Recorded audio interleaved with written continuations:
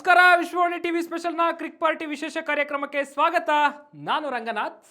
Indian premier league season 19ರ mini ಹರಾಜಿನಲ್ಲಿ uncapped players ಧೂಳೆಬ್ಬಿಸ್ತಾ ಇದ್ದಾರೆ.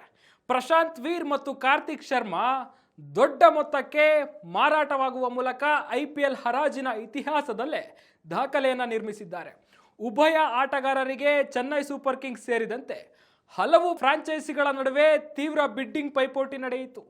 ಎರಡನೇ ಅತಿ ಹೆಚ್ಚು ಮೊತ್ತದೊಂದಿಗೆ ಹರಾಜು ಪ್ರವೇಶಿಸಿದ್ದ CSK ತಂಡ ತೀವ್ರ ಬಿಡ್ಡಿಂಗ್ ಸ್ಪರ್ಧೆಯ ನಡುವೆ ಈ ಇಬ್ಬರು ಆಟಗಾರರನ್ನ 14.2 ಕೋಟಿ ರೂಪಾಯಿಗಳಿಗೆ ತನ್ನ ತೆಕ್ಕೆಗೆ ತೆಗೆದುಕೊಳ್ಳುವಲ್ಲಿ ಯಶಸ್ವಿಯಾಯಿತು.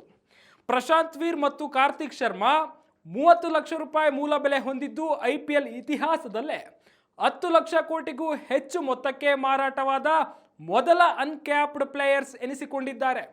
ಈ ಹಿಂದೆ ಆವೇಶ್ ಖಾನ್ ಅವರು 2022ರ ಆವೃತ್ತಿಯಲ್ಲಿ ಲಕ್ನೋ ಸೂಪರ್ ಜೈಂಟ್ಸ್ ತಂಡದ ಪರ 10 ಕೋಟಿ ರೂಪಾಯಿಗಳಿಗೆ ಮಾರಾಟವಾಗಿದ್ದರು. ಇದೀಗ ಈ ದಾಖಲೆಯನ್ನ ಈ ಇಬ್ಬರು ಆಟಗಾರರು ಹಿಂದಿಕ್ಕಿದ್ದಾರೆ. IPL ಮಿನಿ ಹರಾಜಿನಲ್ಲಿ ಮಾರಾಟವಾದ ಅತ್ಯಂತ ದುಬಾರಿ ಆಟಗಾರರಲ್ಲಿ ಪ್ರಶಾಂತ್ ಮತ್ತು ಕಾರ್ತಿಕ್ ಜಂಟಿಯಾಗಿ 2ನೇ ಸ್ಥಾನ ಪಡೆದಿದ್ದಾರೆ. ಇನ್ನು ಮೊದಲನೆಯದಾಗಿ 2015ರಲ್ಲಿ ಡೆಲ್ಲಿ ಕ್ಯಾಪಿಟಲ್ಸ್ ತಂಡದ ಪರ ಕಣಕ್ಕಿಳಿದಿದ್ದ 16 ಕೋಟಿ ಮೌಲ್ಯಕ್ಕೆ ಮಾರಾಟವಾಗಿದ್ದ ಯುವರಾಜ್ ಸಿಂಗ್ ಅವರು ಮೊದಲನೇ ಸ್ಥಾನದಲ್ಲಿದ್ದಾರೆ.